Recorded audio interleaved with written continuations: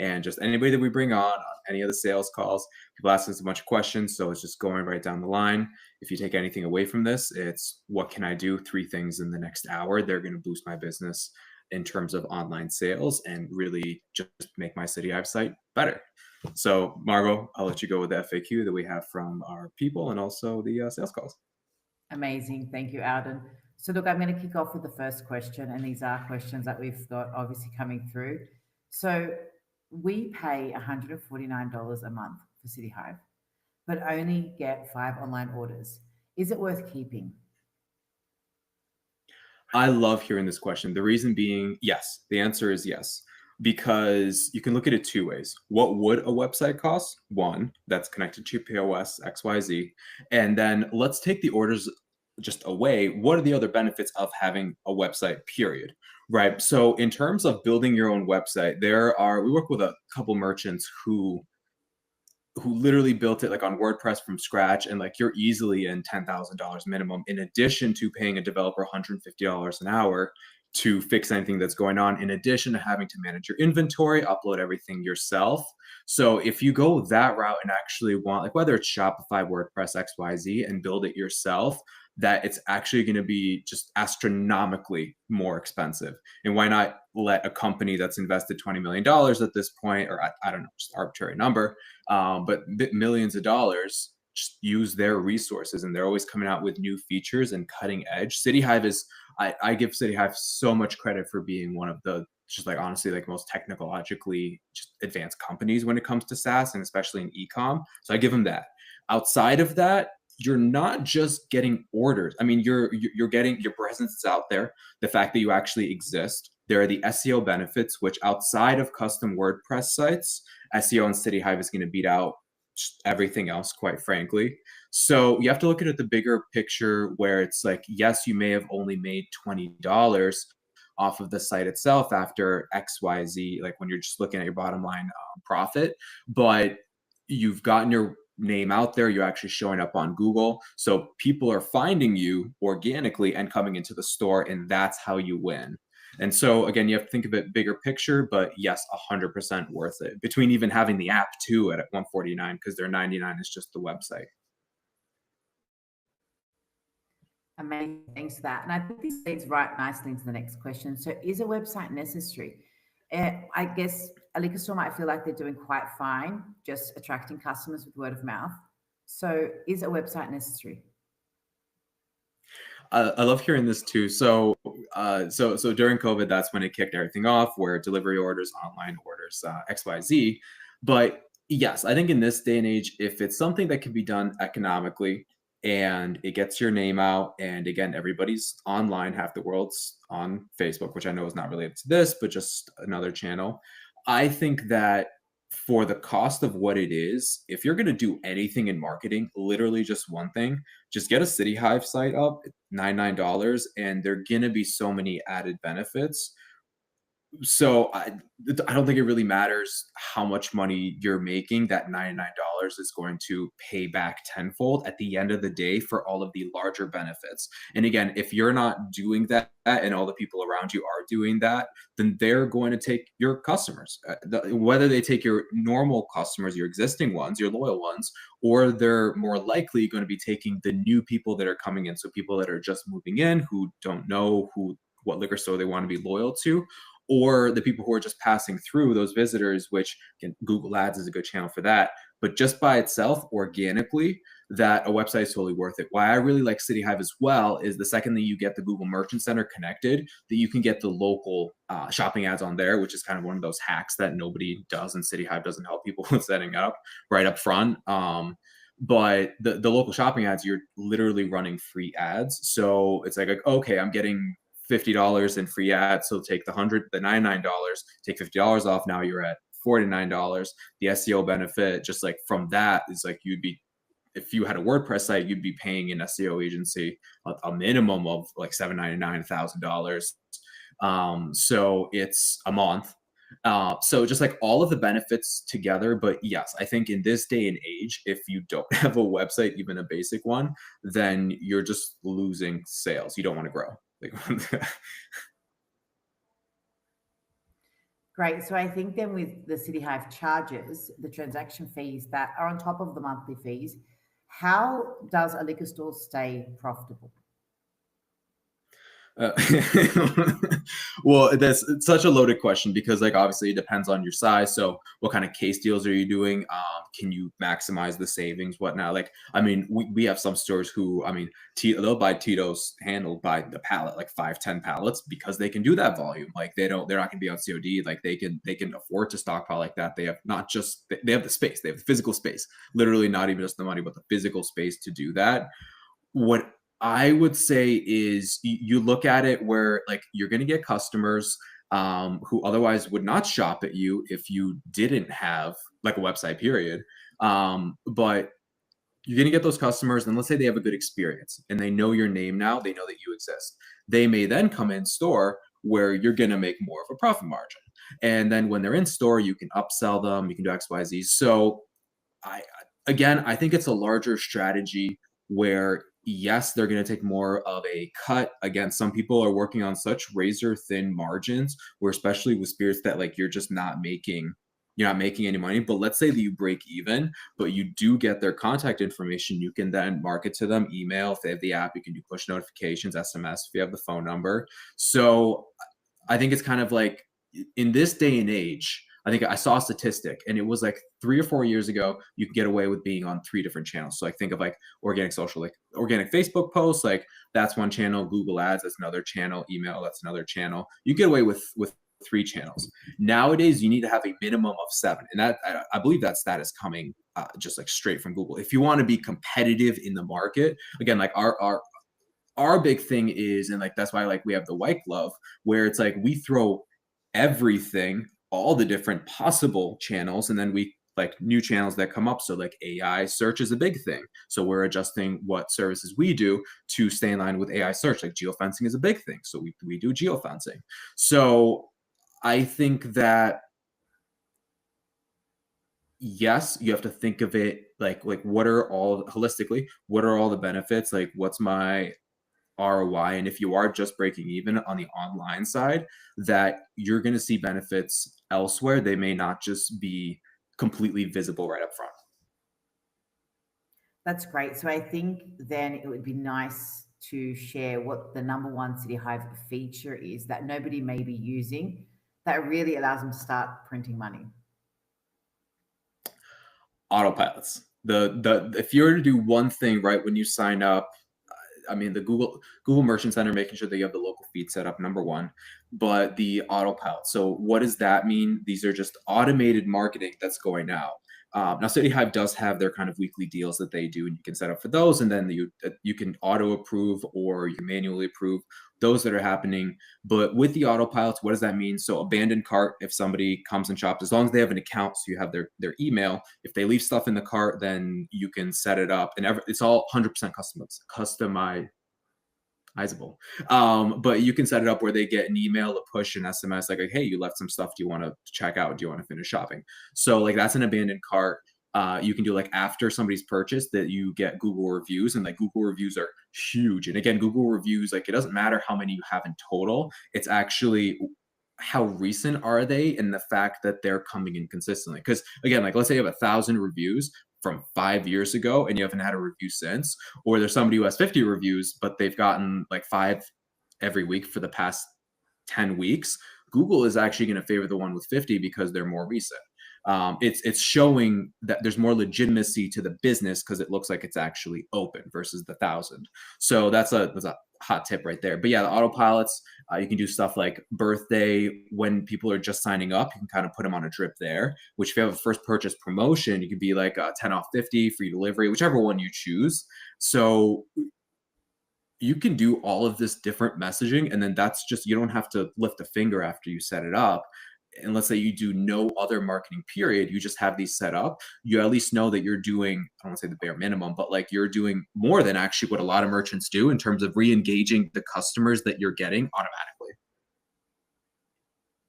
And I think you touched on the word push notifications, but it would be great to understand the difference between push notifications and email. What actually works? I love when people ask like, should we do this or this? And it's like, it's not an or, it's always an and. Because again, like our whole thing is that we're always trying to maximize the number of channels you're going out, because everybody's on different thing. Like somebody who's not on Facebook might be on Instagram, and somebody who's not there might be on Snapchat, TikTok, right? So like it's always an and what we see, the merchants that do really well are those that grow their app, because those are going to be the most loyal people. And again, the cool thing about push notifications is like if you get emails, like your phone's going to aggregate everything that like all the emails. So you might have 20 emails and you just get lost in the shuffle. Push notification shows up by itself. So you know what's awesome? You send a push notification and an email, even if you do it at the same time, you got two notifications right there that are just right on top of each other in case the email gets buried. So the push notification is going to be if you have the app, which is the 149 plan. And again, like we're just third party. We just recommend CityHive just because it's easy to work within it, and just because they keep up with the times and are just so tech friendly. But the push notifications are going to be off of anybody who downloads the app, which you want to grow people on the app, you want to grow just regular subscribers on your website. And it shows up like you can put an image or not an image. You can just put text. Again, you can be lazy. I love being lazy, right? In the sense that sometimes you just don't need to overthink things. It's kind of just, sometimes it's just right person, right time, right message, just get it out. So like the push notification, super simple. You can do emails. Again, you can do that too. Don't overthink it. Just get it out. So I think it's like both. And again, like when somebody asks us like, what cadence should you do?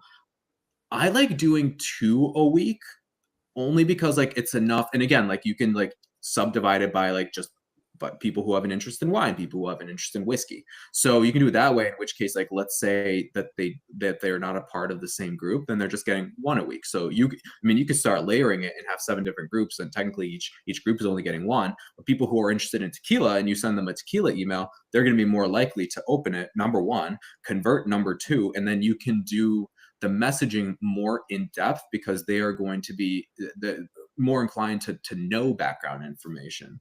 So, and then the push notifications are the same. I mean, that's just driving, whether it's product group, whether it's driving to the app. I mean, you can drive to outside links, so you can drive to the website. So again, it's an and I don't think you can ever do too much per se, depending on how personalized you get. So like that's the benefit. Like with us, like a merchant, like usually when somebody hires us, it's usually because they're too busy to be running everything. And like we come in and we do the content strategy, we do your branding, we do X, Y, Z, and we're able to allocate the resources to really dive into it, into the just really break it down and target the right people. Versus like, let's say you may not have enough time and you're just going to target everybody. But again, just get the email out there. Just send it to everyone at that point. It's not going to hurt you. Thank you for that, Alden. And I think taking it back now into the website, if I have a CityHive website, it's seeming a bit slow and outdated. Is it worth redesigning? So when it comes to slow, usually what that can be attributed to on a lot of websites is like, let's say you have a bunch of images, that the images are large files or XYZ, that sort of stuff. I like CityHive because they're actually pretty snappy with loading, and they'll auto optimize images when you upload them. So the file formats are actually really friendly for the web. If it's slow, it might be something on the back end, in which case you just contact support and talk to them and be like, hey, my website's slow. Can you check it out? We've had that before, where it's like literally we asked them to check it out and then like they changed one setting or something and then it was like twice as fast. That might be it sometimes. You might just have a slow internet connection when you go to the site. It can be that too. But in terms of looking dated, I mean, CityHive, you're paying $99 a month. So like, how much do you expect out of a platform that can do as much as it does, quite frankly? So it is kind of like a plug and play where you come in and you can literally get started like 2 hours or something. So it is going to be rather basic. So in terms of dated, it's dated in terms of just looking like every other CityHive site. So when people ask us to redo websites, it's literally, I can copy paste this line is, I just don't want it to look like a CityHive site. Okay, newsflash for anybody, that the header and the footer are going to look effectively the same. even like the most customized sites, which like we love to use as examples, and especially our own as examples. But the header and footer are always going to look the same, but you can adjust everything in between. And then you got to get creative with like, okay, like if you can do like a ratio where there's 3 columns, you have an image and 2 are text, or how you kind of like set that up. And you can do like custom HTML and like all these different things. So you have to work, whether you do it again, like I'm huge about just like save your money, do it yourself. And then if you have the resources or you want somebody to just take it off your plate, then you hire somebody like us, for instance. A little plug for us. But yeah, again, it's one of those things where like, even if you want to customize just a little bit, just ask your CSM, customer success manager, about like, hey, like, what are some easy moves I can do to update it? And like, usually they'll get on a call and literally do it with you, or they'll have their designer kind of just whip something up, or they might whip something up. So that's the one thing that I like as well, where you can get that support. But um, I- again, I think just the fact of having a website up is like 95% of the thing. And then if you really worry about like what your website's looking like, then just like, I mean, you could even hire a freelancer or XYZ just to like update a little bit, but I wouldn't worry about it too much. But if you want to totally redesign it, or tips or whatnot, you can always hire us. Great. So should a liquor store do a first purchase promotion? Yes. No matter what, always do a first person promotion. If you're looking at it from just like an overall standpoint, it's like, what is my customer acquisition cost? Like, how much am I willing to spend to get a new customer? Right. So then, obviously, like let's just say worst case scenario, 20% margin. So you spend $100, you make $20. Okay, is it worth spending $5 to get that $20 that $20? Yeah, because you're still netting 15, right? So like the first purchase promotions, like I love the 10 off 50. I love the free delivery. Like if delivery is a thing for you, it's weird. I've seen 10 off 50 work better than 10 off 30. I know that sounds crazy, but just like from our experience with like running ads, like, and especially like metro area and whatnot, where it is like super competitive, that the 10 off 50, I just like that as a baseline. And again, CityHive splits 50% of any of the costs, which is awesome also. So that's why I mentioned the $5 acquisition fee. But you have to also remember that if they have a good customer experience, that you spend $5 right up front to get them in the door, but then every purchase moving forward, like that's just pure profit for you in a way. But it's just, again, like the whole point is to get loyal customers, and then they come into your system. But like once they come into your system, they're getting those autopilots that we talked about, they're getting your other email promotions. There's so much that you can do, and merchants like literally do nothing, because some of it might be they don't have the time. And honestly, more often it's that they don't know, like number they don't know. And like our benefit is like we have at least full time. So we got 11 people that are just on the agency side, and we have 3 that are full time in CityHive all the time, just because a lot of our customers are, a lot of our merchants are on CityHive. So like we just learned so much that like we know these little tips and tricks. But yeah, it's just CityHive is so powerful, and it's kind of just like, what are the low hanging fruits that you can do, and then just build from there. But yeah, 100% first person promotion. I recommend the 10 off 50 with a free delivery. Free delivery will always be 10 off 50. And if you're doing like Facebook ads or Google ads, XYZ, just like throw them in there. You can do it as a site link on Google ad. And then on Facebook ads, like literally just slap on like free delivery, first purchase, what best selection in town, whatever you want to do. And your logo, picture of the store, and just let it fly on Facebook ads. And that works really well, actually. So then, should a liquor store also be pushing through the CityHive app? Is it worth their customers getting onto the app? Yes, like I said, the stores that really grow long term, and when I say long term, like let's say they've been on for like more than a year, but again, like you want to get app just people on the app as soon as possible. But yeah, the people who grow long term, they are building that app cult following. And again, just like from a push notification, it's just another channel to like be able to get your marketing on, and it's a low hanging fruit. But 100% you can do signage in store. And here's the funny thing about signage in store is the best place to do it is like right where the credit card machine is, that you put it right there, because like everyone has to look at it, and they'll see it, and you can do like a QR code. And I would also recommend doing a website link in addition to a QR code. I did a test once where we put table tents, and this was on premise. We put table tents, and we had a QR code, and then it was like a 50-character long URL. 85% of the people that signed up were through this URL. People were literally typing in this URL rather than using the QR code. Blew my mind.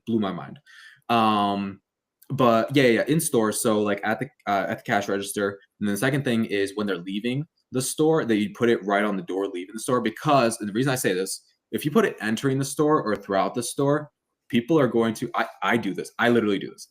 They're going to download the app, they're going to place the order, and then they're going to come just like to the checkout because like they just save $10. I literally do that, right? So that's why I say like pretty much like post purchase that you kind of like say like, oh hey, heads up. If you want to be really like just like and this works gangbusters, put it on the receipt and then have your cashier highlight it on the receipt.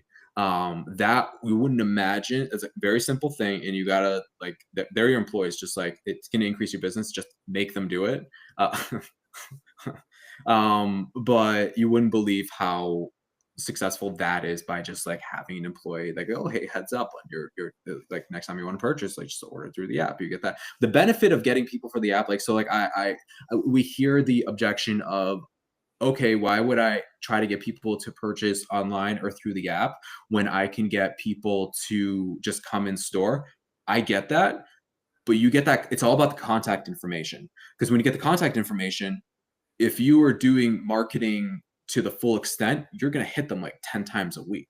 And then the liquor store that's hitting them 10 times a week is going to win over the one that's not at all, unless there's like specific reason like barrel picks or like they like the staff or XYZ, or allocated products.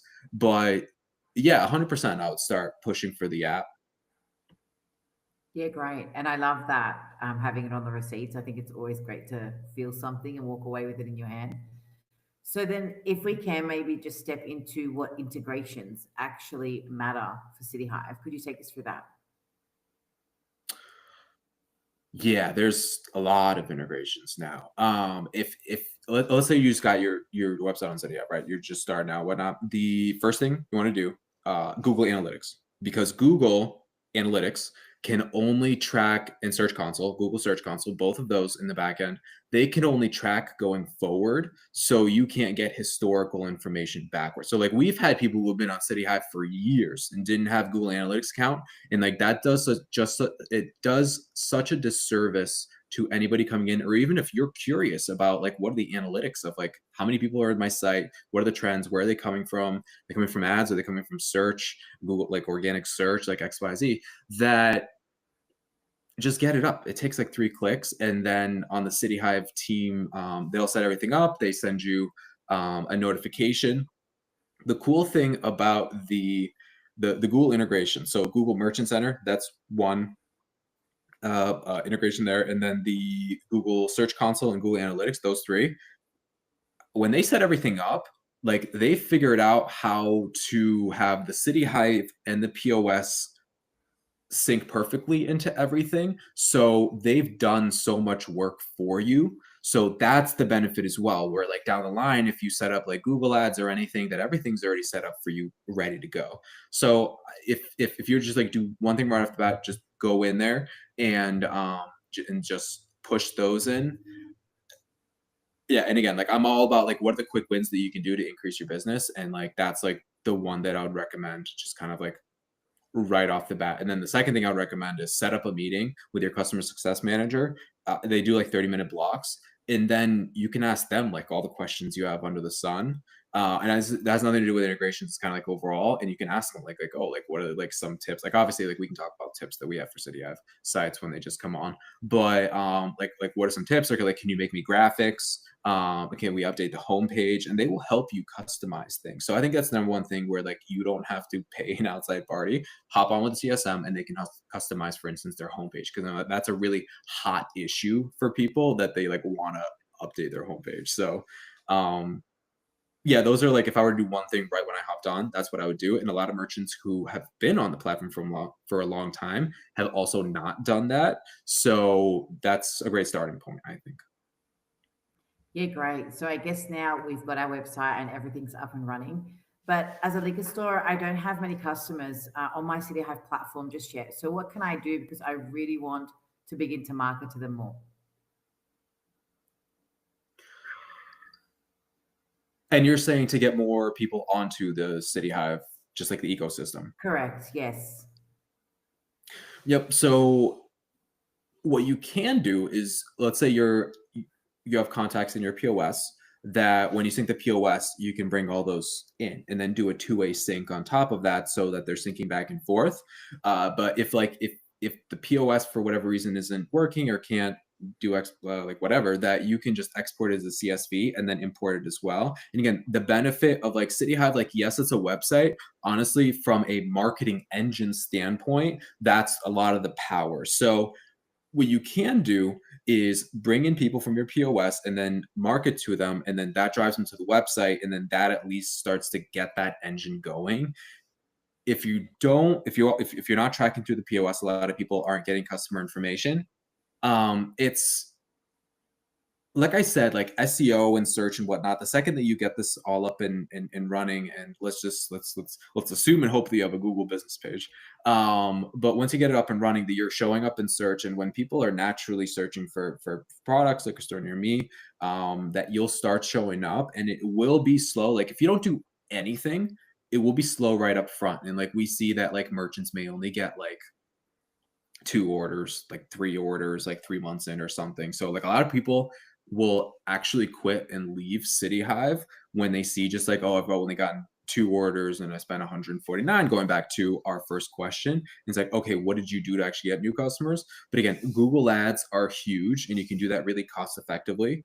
I think Facebook, I would always go Google ads before I went Facebook, truthfully. But again, different channels, just different messages is the aspect there. You can do shopping ads when you get onto Google, and that's going to be targeting the just the products very specifically. You're driving to the website. Catalog ads on Facebook, and then that's going to drive them. So you have like your organic search. You can do Google ads, Facebook ads, and that gets you out at least importing people from your POS. If you're not gathering people in store, I would highly recommend it. You can force your employees to get contact information, or kind of like your POS probably supports this. You're just probably not doing it. I would take the time. Every liquor store owner is busy, right? But I would take the time and just kind of like investigate different opportunities, because like any moment that like we have convinced somebody to like start getting contact information, that it has been pretty I was about to say life changing, but it has had a big impact on just driving in store traffic in addition to the online traffic. Yeah, great. And I am coming up to the end of my questions, but this information's just been so great. So, can you set up a customer loyalty program on CityHive, or can you sync it with your POS, or can the two of them communicate? Can you just take us through that? Yeah. So this is kind of what I really like. It's been an evolving thing from CityHive, where like it used to like not be great, or there were a lot of limitations. What I'll say right up front, it depends on your POS. It depends on like how it's syncing, what information that you're getting in all of that. So what I would say, step number one is ask your CSM, what are my options? And I kind of like, I don't want to dive too much into that question, because like it just depends so much on your specific situation. And we've seen like the most complicated systems, and we've seen the simplest systems, like Square versus like ICS. ICS. But yeah, I'll let's just leave that at ask your CSM, because 97% chance that it is possible in one regard or another, whether like you can just do redemption in store, whether you can just do redemption online, or both, or like whatever. But it really depends on your configuration. So talk to your CSM. Okay, great. Alden, that is all the questions I've got on this topic for today. So thank you so much. I thought that was really great.